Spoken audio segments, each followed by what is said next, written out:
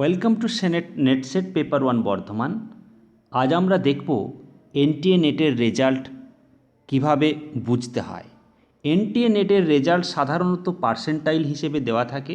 তো পার্সেন্টাইল বিষয়টি কি সেটা আমরা বোঝার চেষ্টা করব এবং আমরা আমাদের রেজাল্টটিকে পার্সেন্টেজ হিসেবে কিভাবে ক্যালকুলেট করব, এটা আমরা আজ ডিটেলসে বুঝে নেব। প্রথমে দেখো, এটা আমাদের অ্যান্সার কি উইথ রেসপন্স কি, অর্থাৎ প্রথমে আমাদেরকে একটা প্রভিশনাল অ্যান্সার কি দেওয়া হয় এবং রেসপন্স কি দেওয়া হয়। তো এটা হচ্ছে রেসপন্স কি, অর্থাৎ আমাদের কোশ্চেন পেপার আমরা কি রেসপন্স করেছি সেই পেপারটা এখানে দেওয়া থাকে। অর্থাৎ এখানে কোন অপশনে কি গিভেন অ্যান্সার দিয়েছি সেগুলো এখানে গিভেন অর্থাৎ দেওয়া থাকে।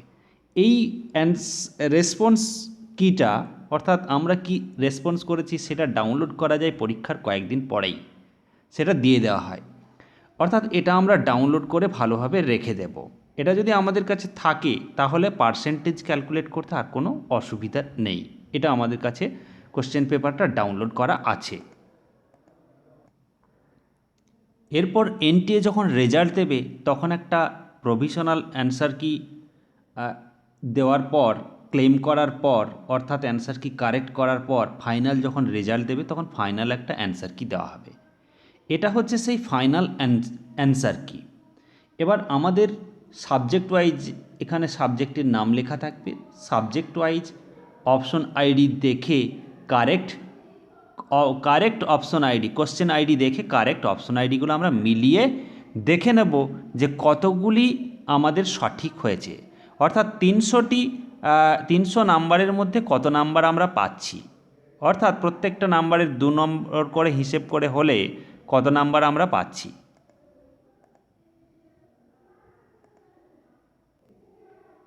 এবার অ্যান্সার কি দেখে মিলিয়ে আমরা দেখে নেব, ধরা যাক 75টি প্রশ্ন আমাদের ঠিক হয়েছে।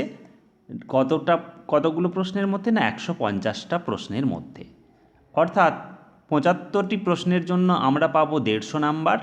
কতগুলি প্রশ্নের মধ্যে না 300 নাম্বারের, কতগুলি নাম্বারের মধ্যে না 300 নাম্বারের মধ্যে ইন্টু 100, অর্থাৎ আমাদের পার্সেন্টেজ অফ মার্কস হচ্ছে 50%। এইভাবে আমরা কিন্তু পার্সেন্টেজ অফ মার্কসটা ক্যালকুলেট করে নিতে পারি।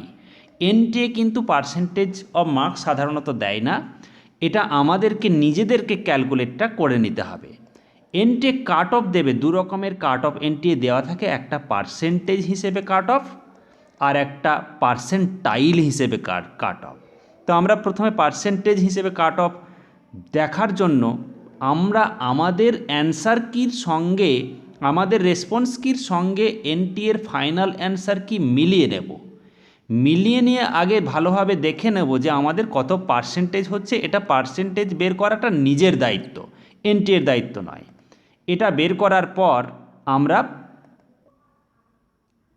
আমরা দেখলাম যে ইকোনমিক্সে আমরা 150 নাম্বার পেয়েছি, 150 নাম্বার পেয়েছি 300 নাম্বারের মধ্যে, অর্থাৎ আমাদের পার্সেন্টেজটা হয়েছে কত না 50%। এটা আমরা হিসেব করে দেখলাম 50% হচ্ছে। তো এখন বিষয়টা হচ্ছে যে 50% হিসেবটা আমরা দেখলাম, এবার আমাদের ক্যালকুলেশন অনুযায়ী এটা পেয়েছি। এবার আমার কি জেআরএফ হয়েছে, হওয়ার যোগ্য ছিলাম, বা জেআরএফ থেকে আমি কতটা দূরে, কীভাবে দেখব না 194 হচ্ছে কাট অফ মার্কস, অর্থাৎ 300-র মধ্যে 194 হচ্ছে কাট অফ মার্কস 300-র মধ্যে। এটা অর্থাৎ জেআরএফ থেকে আমি কতটা দূরে তার পার্সেন্টেজ আমরা এইভাবে হিসেব করে নিতে পারবো। এটা হচ্ছে আমাদের হিসেব। নেক্সট, সিমিলারলি ইডব্লিউএস এটা অ্যাসিস্ট্যান্ট প্রফেসরের জন্য কাট অফ মার্কস। অন্যদিকে জেআরএফের জন্য কাট অফ মার্কস হচ্ছে 216 বাই 300 ইন্টু 100। এটা হচ্ছে জেআরএফের পার্সেন্টেজ কাট অফ মার্কস। এইভাবে আমরা পার্সেন্টেজগুলোকে ক্যালকুলেট করে নিয়ে দেখতে পারবো যে আমি জেআরএফ থেকে কতটা দূরে, আমার এলএসটা কেন হয়নি, ইত্যাদি ইত্যাদি। অর্থাৎ এই নাম্বারে আমার এলএসটা হলো না, আমরা এইভাবে হিসেবটা করে নিতে পারবো। সিমিলারলি আমি যদি ওবিসি হতাম তাহলেও কিন্তু আমার নেটটা কোয়ালিফাই হচ্ছে না, 170 কাট অফ মার্কস আমি পেয়েছি 150। এরকমভাবে কিন্তু আমরা চেক করে নেব। যদি এসটি হতো তাহলে কিন্তু 148 পেয়েছি 150, আমার এলএসটা কোয়ালিফাই হতো। এরকমভাবে সাবজেক্ট ওয়াইজ এখানে কাট অফ মার্কস এনটিএর ওয়েবসাইট থেকে ডাউনলোড করে তার সঙ্গে আমরা ম্যাচ করে নেব এবং আমরা আমাদের পার্সেন্টেজের হিসেবটা বুঝে নিতে পারবো। অর্থাৎ কতটা পার্সেন্ট আমরা দূরে আছি জেআরএফ থেকে, কতটা পার্সেন্ট হলে আমাদের এলএসটা ক্লিয়ার হতো, এইসব বিষয়গুলো এখানে আমরা দেখতে পাবো। এটা হচ্ছে পার্সেন্টেজের হিসেব। এবার আমরা আসবো পার্সেন্টাইল বিষয়টা কি এবং সেটা কিভাবে বুঝব। পার্সেন্টাইল বিষয়টা কিন্তু ক্যালকুলেট করে এনটিএ নিজে, অর্থাৎ এটা আমরা ক্যালকুলেট করতে চেক করে নিতে পারি, কিন্তু এই ক্যালকুলেশনটা এনটিএ করে। এখানে রেজিস্টার্ড ক্যান্ডিডেট অর্থাৎ যারা ফর্ম ফিল আপ করেছে, এখানে অ্যাপিয়ার্ড ক্যান্ডিডেট অর্থাৎ যারা পরীক্ষায় বসেছে, তাদের হিসেবটা এখানে দেওয়া থাকে। তো পার্সেন্টাইল ক্যালকুলেশনটা হচ্ছে যারা পরীক্ষায় বসেছে তাদের হিসেবে হয়। পার্সেন্টাইল মানে হচ্ছে এখানে আমাদের পজিশন অর্থাৎ টোটাল নাম্বার অফ ক্যান্ডিডেট, তাদের তুলনায় আমাদের পজিশনটা কোথায় সেই হিসেবে। অর্থাৎ ধরা যাক এটা যেমন হিস্ট্রি সাবজেক্ট, ধরা যাক এই সাবজেক্টের দুটি শিফট হয়েছে। শিফট 1-এ কোশ্চেনটা খুব ইজি হয়েছে এবং শিফট 2-তে কোশ্চেনটা খুব টাফ হয়েছে। তো এই ইজি কোশ্চেন আর টাফ কোশ্চেনের মধ্যে এখন সমস্যা হচ্ছে যদি পার্সেন্টেজ হিসেব করা যায় যে কেউ বেশি পার্সেন্টেজ পেয়ে যাবে, দেখা যাবে যে কেউ 60% পেয়ে গেছে এবং সে কোয়ালিফাই করে গেছে, এবং কেউ টাফ কোশ্চেনে সে 50% পেয়েছে এবং কোয়ালিফাই করতে পারেনি। অর্থাৎ একটা বৈষম্যের সৃষ্টি হবে, অর্থাৎ একটা ইনইকুয়ালিটির সৃষ্টি হবে। এই সমস্যাটাকে দূর করার জন্য হিস্ট্রিতে টোটাল নাম্বার অফ ক্যান্ডিডেট কত এবং তাদের মধ্যে আমার পজিশনটা কত, সেই হিসেবটা করে পার্সেন্টাইল হিসেবে দেখা হয়। এনটিএ সেজন্য পার্সেন্টাইল হিসেবে এখানে কাট অফটাকে রেডি করে, সেই হিসেবে আমরা আমাদের পার্সেন্টেজ হিসেবটা ক্যালকুলেট করে দেখে নিতে পারি। তো এখানে পার্সেন্টাইল বিষয়টা বোঝার জন্য আমাদেরকে দেখতে হবে অ্যাপিয়ার্ড ক্যান্ডিডেট, অর্থাৎ যারা স্টুডেন্ট, যে সমস্ত ক্যান্ডিডেট পরীক্ষায় বসেছে, পরীক্ষা দিয়েছে, ফর্ম ফিল আপ করেছে তারা নয়, পরীক্ষায় বসেছে। এখন তোমার যে রেজাল্ট, তোমার রেজাল্টের ভিত্তিতে দেখা যাবে যে তুমি যে নাম্বার পেয়েছি বা আমি যে নাম্বার পেয়েছি, আমার রেজাল্টের ভিত্তিতে আমার পিছনে কতজন ক্যান্ডিডেট পড়ে রয়েছে। ধরা যাক এখানে হিসেবটা রয়েছে 49,631 জন ক্যান্ডিডেট।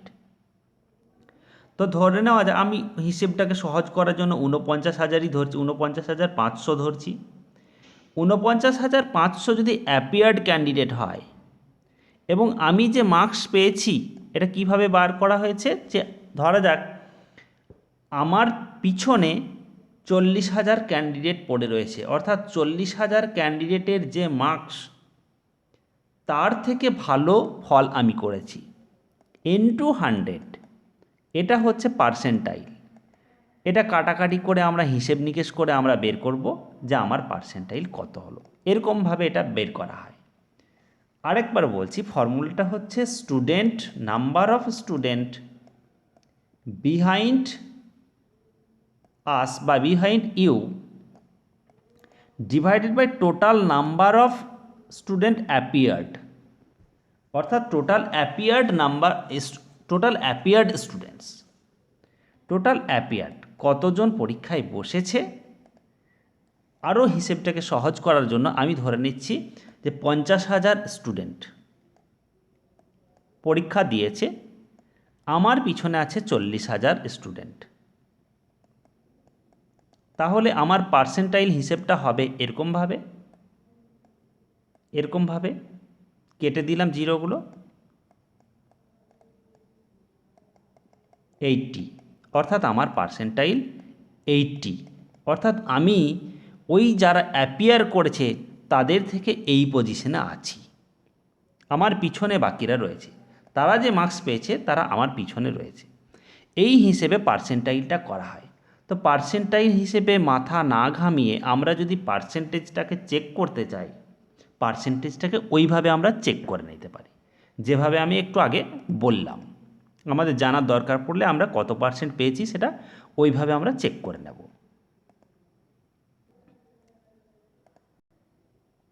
এনটিএ কিন্তু পার্সেন্টাইল হিসেবেও কাট অফ দিয়ে থাকে, যেমন এখানে এনটিএ পার্সেন্টাইল হিসেবে কাট অফটা দিয়েছে।